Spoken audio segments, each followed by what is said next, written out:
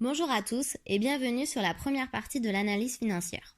Aujourd'hui, nous allons aborder l'organisation comptable de l'entreprise et plus en particulier l'information comptable. Donc l'information comptable a 4 rôles essentiels.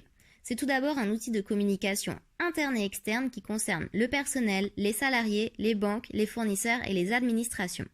Il s'agit également d'un moyen de preuve, puisqu'il sert de justificatif de l'état du patrimoine auprès des banques et de l'administration fiscale, mais aussi en cas de litige avec un client ou un fournisseur.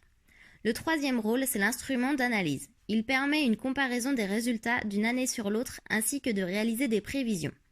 Enfin, c'est également un outil d'aide à la prise de décision, puisque en effet, la collecte et l'analyse sont indispensables avant toute prise de décision.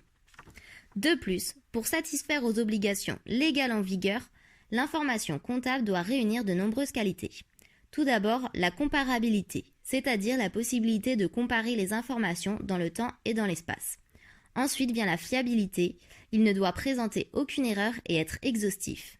Il doit également être sincère, donc tous les événements consignés doivent être convenablement enregistrés dans le compte.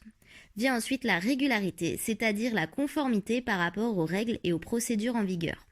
Il doit également être clair, donc accessible à tous les lecteurs. Et enfin, le coût de la comptabilité ne doit pas exercer sa valeur. Merci d'avoir écouté cette vidéo sur la partie 1 de l'analyse financière. Donc, bonne révision à vous et puis à bientôt pour de nouvelles vidéos.